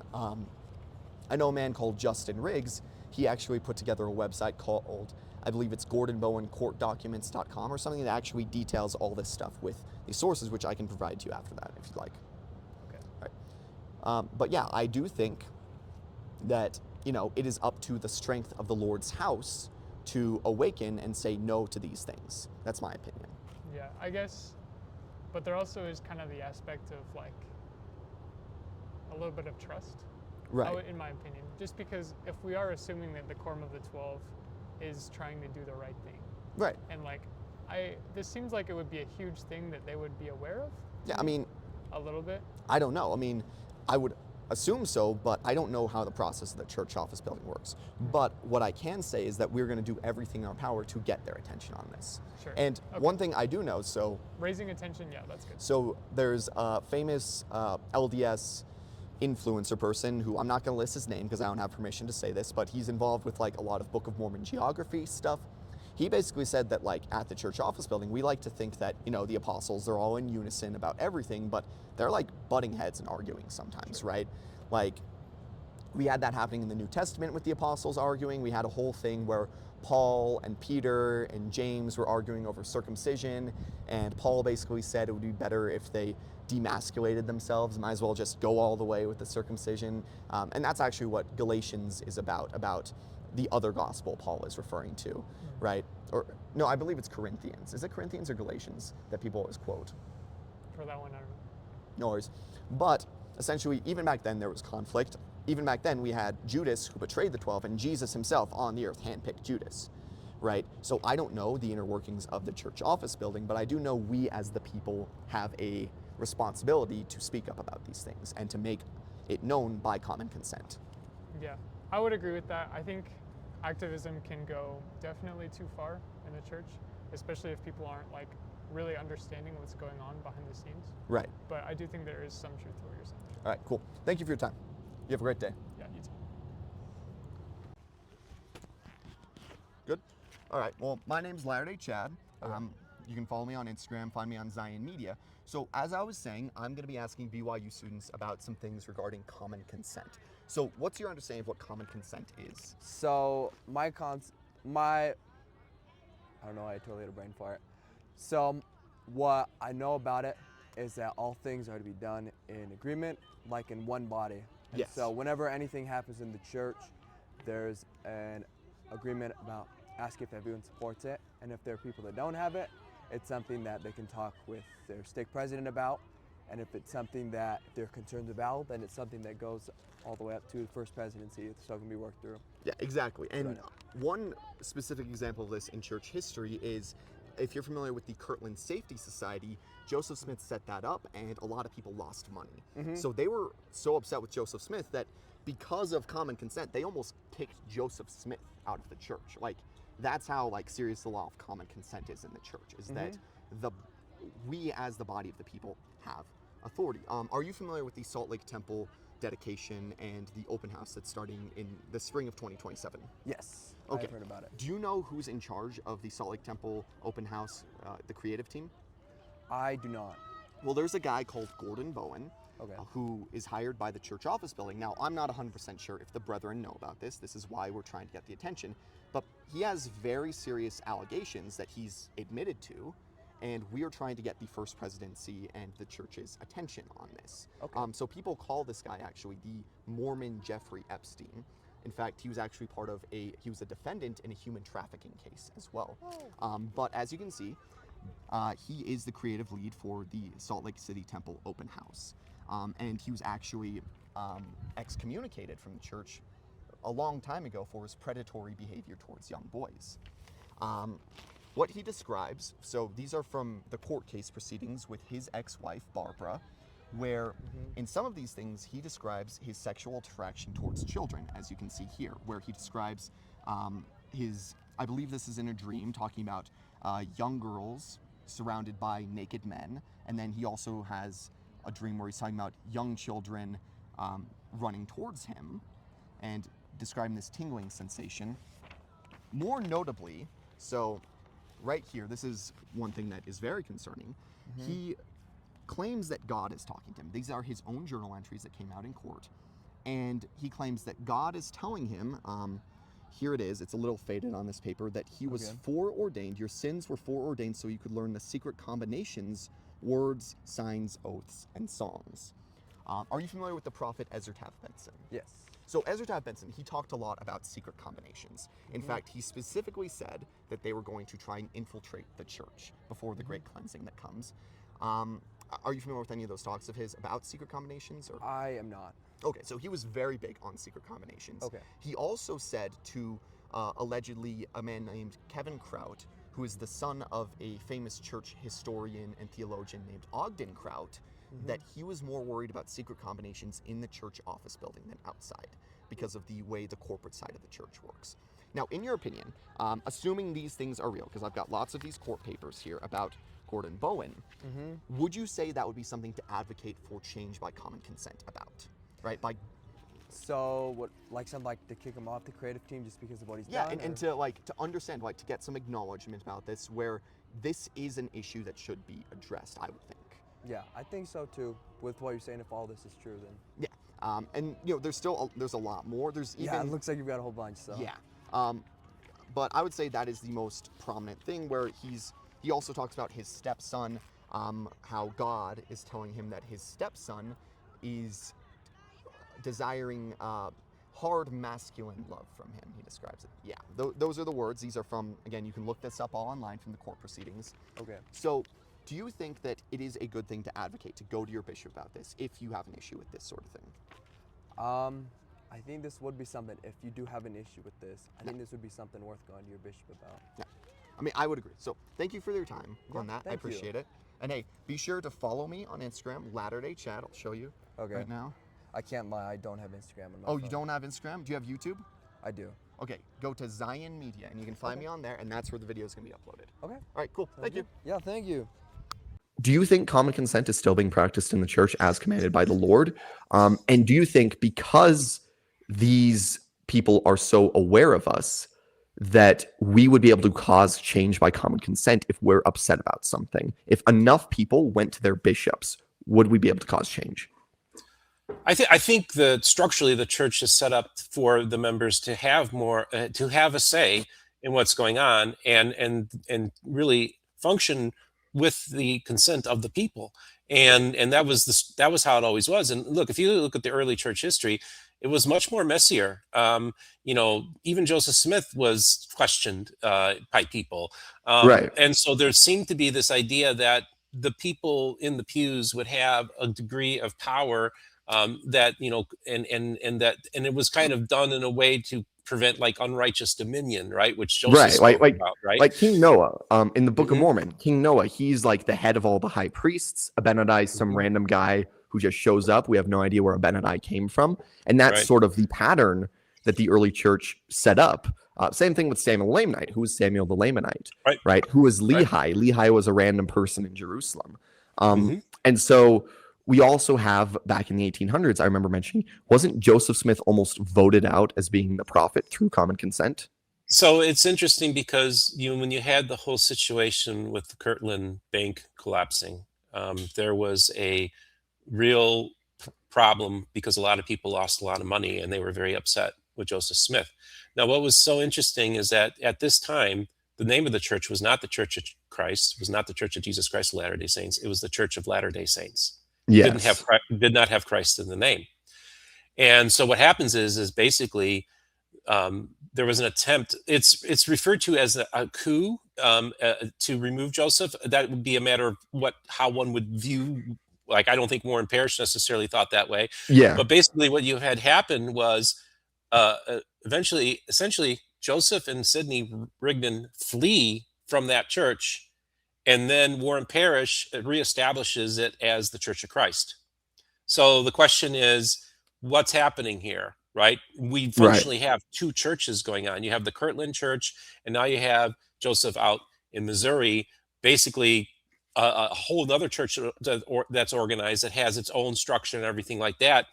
That there are two parallel churches going on at the same time. So in Warren Parrish's mind, they were basically taking the reins of the church and also giving it back, putting Christ's name back in the name of the church as well. So what do we do with that? That's just interesting to see how they view it. Now, that church ends up withering, so people can say, well, that's all you need to know. That didn't go anywhere. And then Joseph did. So that would be a sign that, Joseph was legit, and that he had that prophetic mantle. But these people, they almost had Joseph. They would argue that they did remove Joseph as president of the church. Yeah, and for the record, I'm not saying that myself or anybody is planning on making a church. Ever since we've gone to Adamant Iamen, people have done that. I'm advocating for change by common consent within the church. And you also mentioned, so when we're talking about the church office building and who's running things, really, Ezra Taft Benson, you were able to confirm his quote where he says that he's more worried about secret combinations in the church office building than outside it. So again, this is just the historical context, okay? And again, you have Ezra Taft Benson, who believes that the church has been out of order since the early 1830s because they weren't adhering to the Book of Mormon. That's what caused him to, let's get back to the Book of Mormon, and really started emphasizing the Book of Mormon for the first time in a very long time. In many ways, the Book of Mormon was kind of put to the side and was not, as authoritative as it was intended to be early days in the church. So I had sent you that clip that Kevin Kraut taught. Kevin Kraut, by the way, I just have to say, Kevin Kraut is probably one of the most honest people I've ever met. He's a man who's honest in his dealings. His father, Ogden Kraut, is the OG. He's one of the greatest thinkers of Mormon fundamentalist, one of the top writers and theologians. The amount of output he put out is amazing. But Ogden Kraut, I had the privilege to interview his first pearl wife, and I can tell you that the Kraut family is really good, decent people. And I will tell you, even Hugh Nibley, when Kevin Kraut went to visit Hugh Nibley, he was getting ready to teach a class, and Kevin Kraut comes in there, and Hugh Nibley sees him, and he introduces himself. He said, "Oh, Kraut, oh, your dad, Ogden." He said he writes nothing but the pure gospel. Okay, so Sidney Rigdon really felt like his teachings, Ogden Kraut's teachings, were in line with Mormonism, with the church, including the whole polygamy stuff. So and the secretary comes in to say, "Hey, your class is about to begin." He said, "Don't you know who I'm talking to? I'm talking to a Kraut." That's how he really thought so highly of him. And then, so basically, about 15 years ago, I came across this quote from Kevin Kraut, where basically Ezra Taft Benson, and I'm sure you'll be playing it in this video, warns that he was more concerned about what was going on in the church office building than he was what was going on in Washington, D.C. Hi, this is Kevin Kraut again. I'm going to tell a story. The event happened with my wife. It was about 1992-93. It was in Provo, Utah.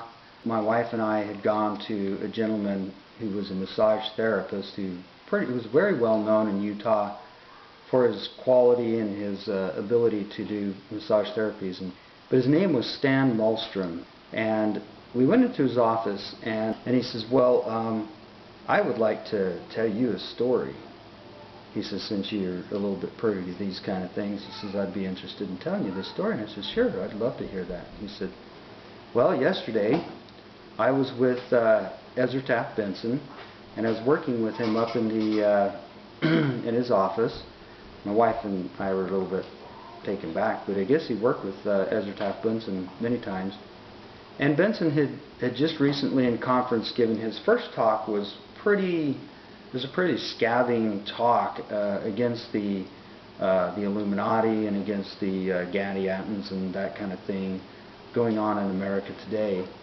And so he sat down and he said, now I walked in there, and as I was talking to President Benson, I said, President Benson, aren't you a little bit worried about the people in Washington, D.C., these Gadiantons that are back there?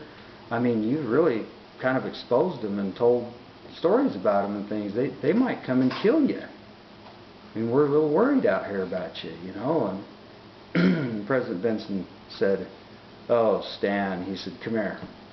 And he went over and he pulled the curtain back and he pointed down to the church headquarters and he said, there are more people in that building that I am more afraid of than anybody in Washington, D.C. Right. And so what I did was I'm not going to give his name, but I had the opportunity because I had that thing locked in my memory banks for like 10 plus years, right? So I had the opportunity to actually reach out to one of the top scholars who's probably written more about Ezra Taft Benson than anybody.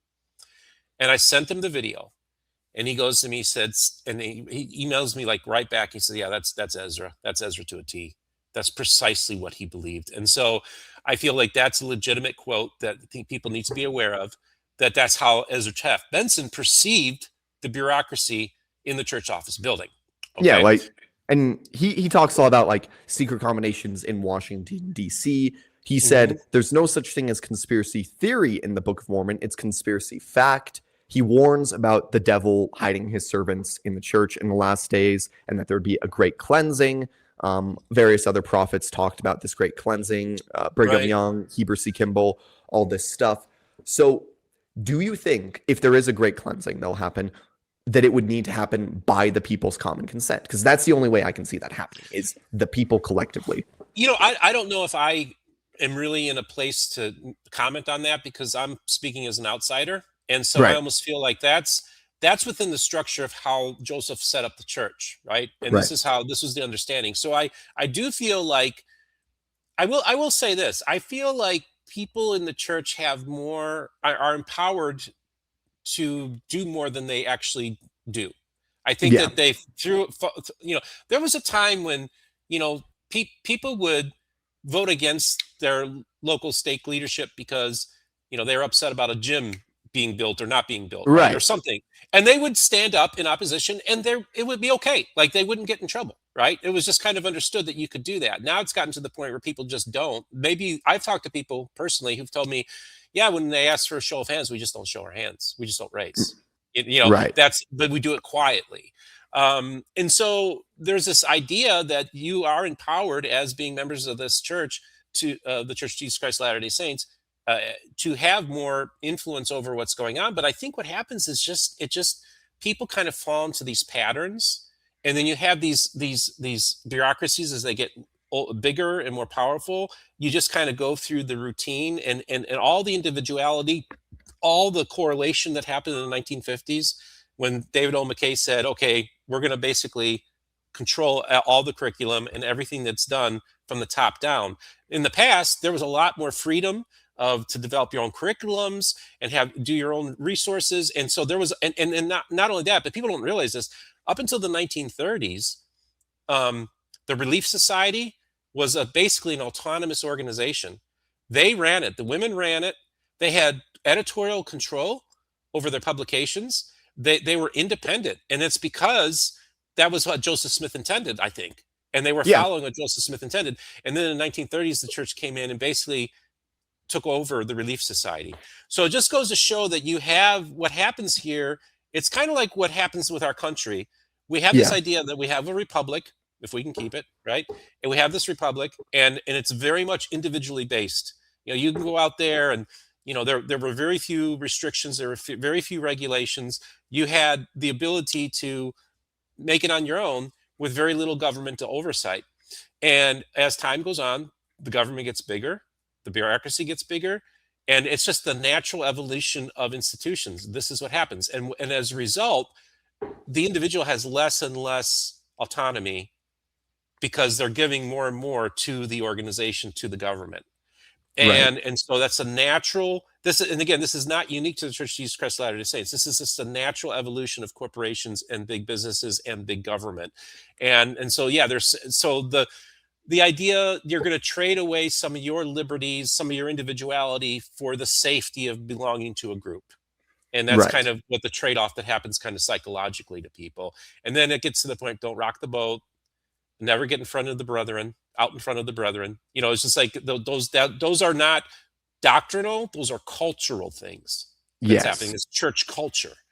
But again, at the same time, while church culture is not necessarily the church, ultimately the church does set the tone for church culture too. So it's kind of like a precipitous, it's both the people are following things, so they just assume that church culture is church doctrine, when really, no, it's just culture.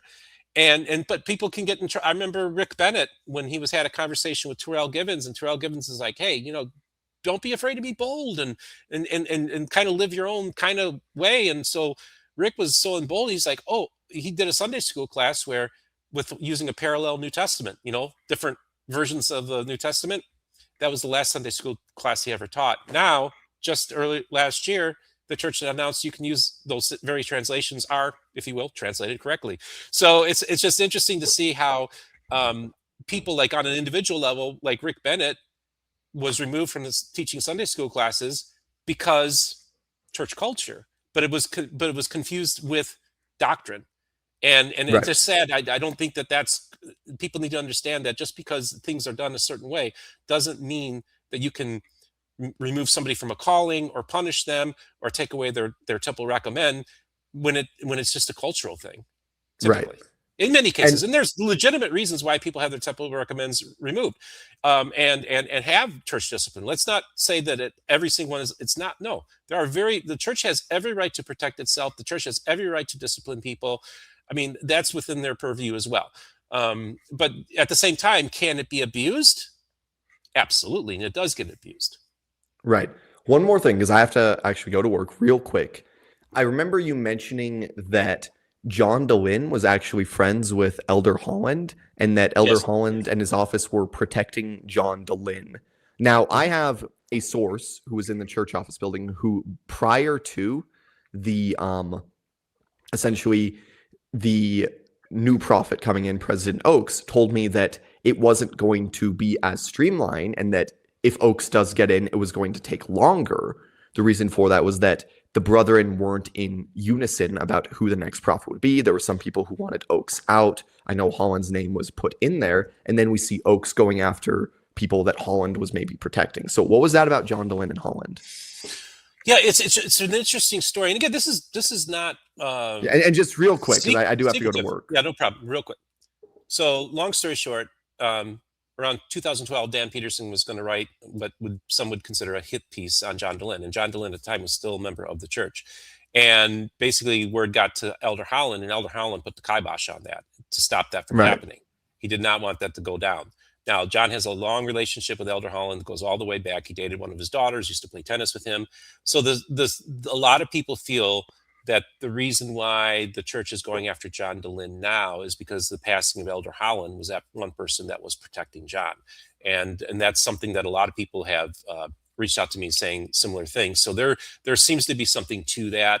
And it certainly shows that the brethren are much more, I think, aware of what's going on than maybe people do realize. And also that there is conflict there about how these things should be handled. Definitely. I mean, one source of mine basically said that he had heard the brethren arguing and debating in the church office building, which, hey, that stuff happened in the New Testament with the apostles. But also another source who was a grandson of an apostle told Shane and Trevor that they are aware of some of the, I guess you could call it, corruption going on within the church office building, but they feel like there's nothing they can do about it. They say that there are sort of things that will happen maybe among members of the 70, maybe among the church office building and stuff, but that the 12 don't really have the power to do that. They have power to do certain things as the 12, but because of the way the power is distributed, because of the church office building, they can't. So we have Justin Riggs, who I'd say he's probably done more research into Gordon Bowen and all of these shocking things that I've read in these court documents, which are like his own words from psychiatric evaluations.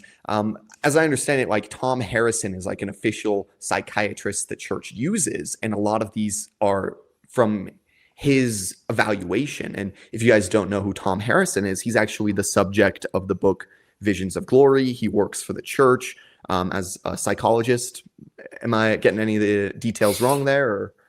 Yeah, it's a little bit off. So Tom Harrison is not an actual psychiatrist, to the best of my knowledge, but he is in the mental health field, and he does work for the church, Okay. or did, while Elder Ballard was alive. He was working in the missionary department, evaluating missionaries and deciding whether or not missionaries could go out on their missions. You're absolutely right. I wouldn't call him the subject of the Visions of Glory book necessarily. He's the one that worked with the author, and it was his visions and his experiences that the author took and put into book form.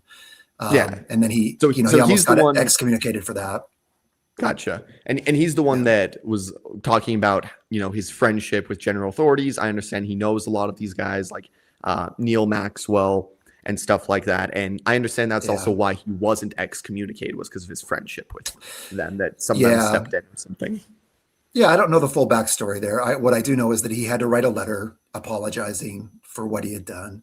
The way that I understand it is that Elder Maxwell discouraged him from sharing those experiences that he had shared with Elder Maxwell. He did it anyway, and then he had to write a letter. But even after he had to write the letter, they turned around and made him a bishop in the church after almost excommunicating for what he did with Visions of Glory. Right. So a very, very interesting character, and definitely involved with the Gordon Bowen case. He did several evaluations of various members of the family, and he's the one that actually came out and said that he feels like Gordon Bowen likely has something along the lines of narcissistic personality disorder, and so on and so forth. But just to be really clear and fair, it wasn't a full evaluation. Gordon Bowen managed to never be fully evaluated, which is a pretty good trick. But so there were a lot of these partial evaluations done, and Tom Harrison did one of those.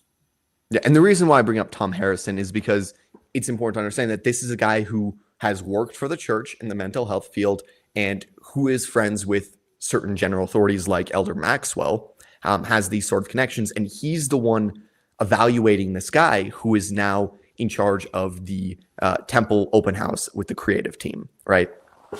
Yeah, that's correct. So, so what can you tell me about like the types of things that are in these documents? Because I saw some shocking things where I understood Gordon Bowen, he's writing about how he was foreordained to learn the signs and tokens of secret combinations and their songs, whatever their songs are. There's also a point where I'm not sure how clear it was, where he's either talking about how he believes his ex-wife Barbara was going to kill their children, or that he was going to be the one to do it and pin it on her. It was pretty unclear of what one of those was happening, right? Yeah, okay. But let's just talk about it for a second. Yeah, go ahead.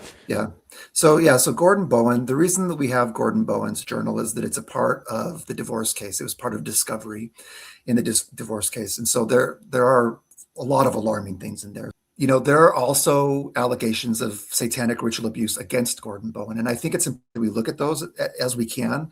But really, the church wants us to be talking about that satanic ritual abuse because they have a playbook, right? They've had 40 years of experience saying, oh, Barbara Snow this, or false memory syndrome that, or satanic panic. Everybody put your fingers in your ears and stop thinking. And so everybody, like when it comes to Gordon Bowen, they want us to be talking about SRA. And I'm not saying that that's not important. I think we should talk about it. But what's really important to understand here is that there are 6 alleged victims of sexual abuse, 4 of which were Gordon Bowen's stepchildren and children. Okay. And the church doesn't have a playbook to handle this sort of thing. And so like what I've been encouraging people to do right now is to focus on these court documents. And I even created a website called GordonBowenCourtDocuments.com.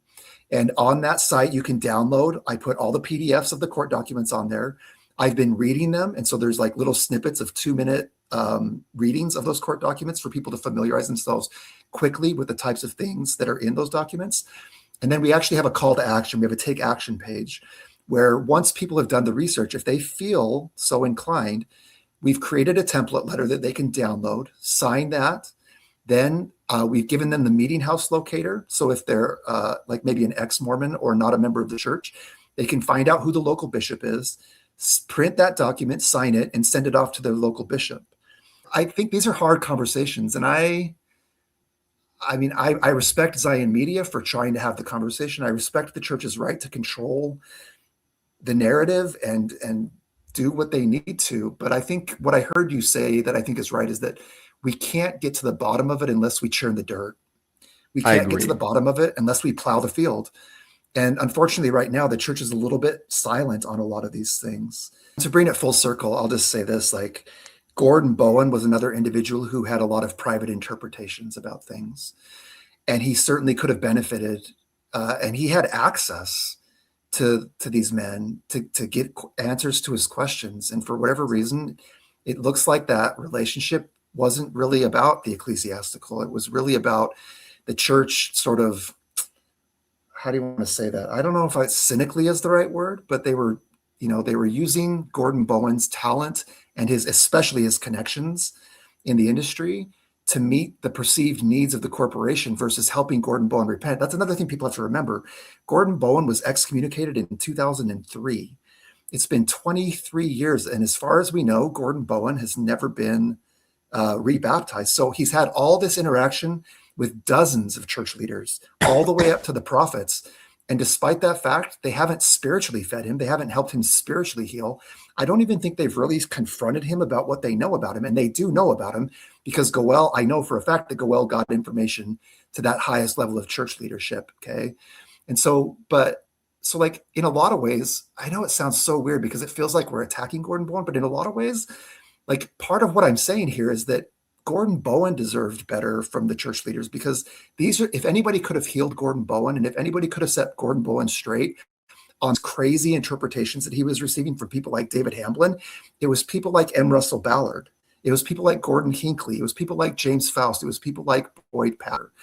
And so in the end, like, we need prophets. I don't think, out of all the private interpretations that I've heard from Mormons, I've never heard anybody say we don't need prophets.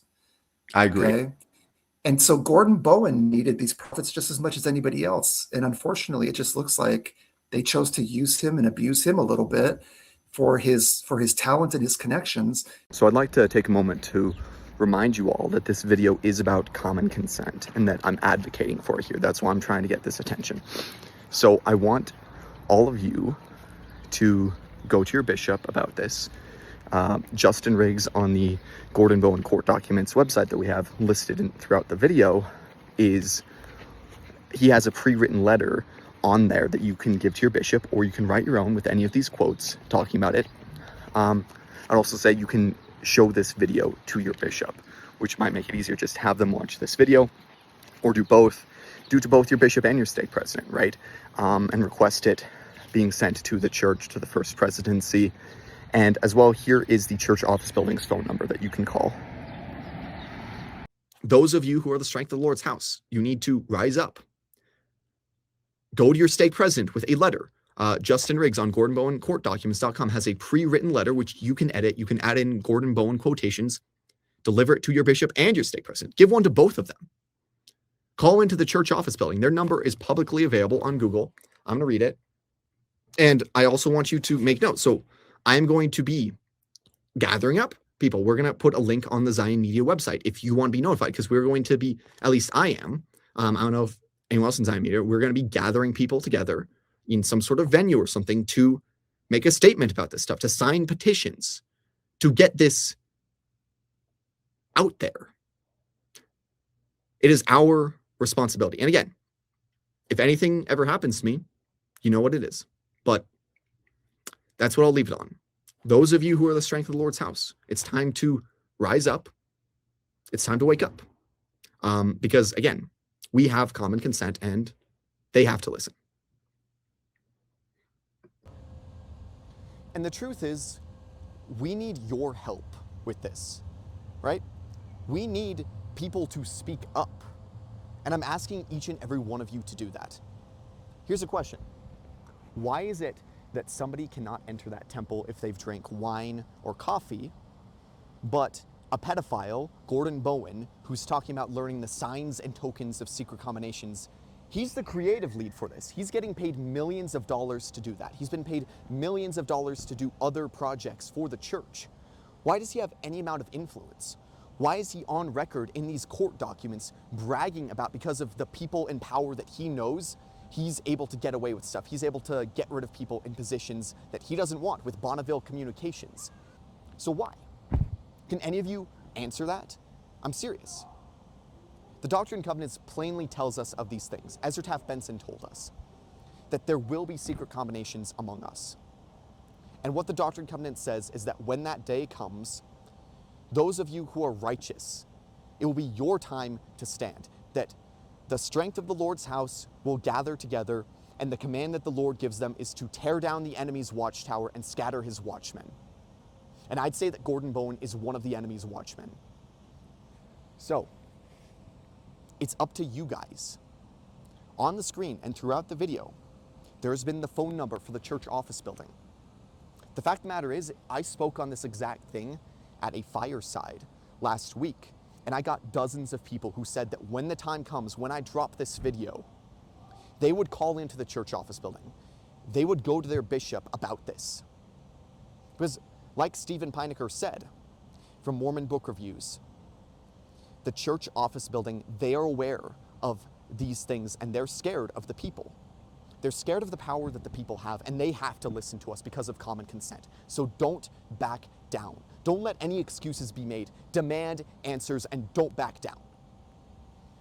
Share this with everyone you can. Share it on your Instagram story. Share it in your group chat. Post it all over the place. Leave a comment. Leave a like. Show this to your bishop. I want you to show this video to your bishop and demand answers about these things, because it is up to us to make that change. We can be like the Catholic Church with things like this, and we can just cover it up and try and hide. What does Mormon chapter 8 say? It says that we've polluted the Holy Church of God for the praise of the world, because we care about other people's opinions of us. It says we've built it up for money and gain and because of our pride. So we need to be those righteous few among the church who are not blinded by pride. We need to be the ones who are willing to make change and to stand for it. And it's up to you. And I want to make it very clear, because of the nature of the allegations against Gordon Bowen, I would never do anything to hurt myself.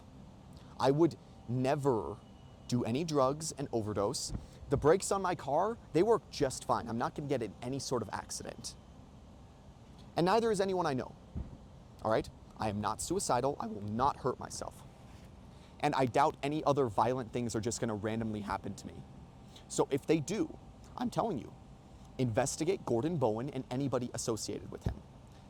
Because guess what? The Lord said, those who are willing to lose their life for my sake shall find it for my sake. And you know what?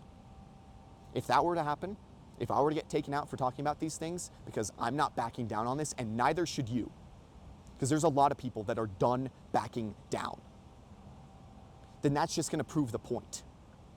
At this point, we can't lose. We just have to keep pushing. And it is on our shoulders to do that.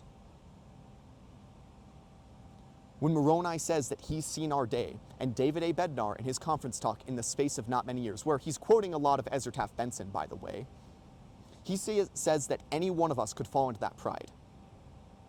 Any one of us. He says the institution won't fall. Why? It's because in order for Zion to be established, we need the structure of the church. That's what the Doctrine and Covenants says. That's what I believe. And again, you're free to debate me on my theology of this. But it's very clear that Moroni is speaking to us, and David A. Bednar says that Moroni is speaking to us. And what does he say? He says we've polluted the Holy Church of God. He says, why have you polluted the Holy Church of God? Why have you built up your secret abominations? In the same chapter, Moroni commands us to read the words of Isaiah, which speak of such secret combinations among us. Woe unto those who seek to hide their counsel from the Lord. It speaks of those who've made a covenant with death. And it speaks of how those hidden things of darkness will be exposed. These are the words of God. These are the words Jesus Christ commanded us to read when he visited the Nephites. And even if you don't believe in the LDS Church, I'm asking for your help too. Speak about these things. Make it known. Because right here, right now, if nobody else is going to say it, I'm gonna. We need to gather the strength of the house, which are those of you who are righteous, scatter the watchmen, and tear down the watchtower. So do that. And I promise you more people are going to do it too. I promise you, if you send me videos of you going to your bishop about this, or writing a letter, that we will post it. Justin Riggs, on his Gordon Bowen Court Documents website, he has a pre-written letter for you to give to your bishop and your stake president. Give it to both of them.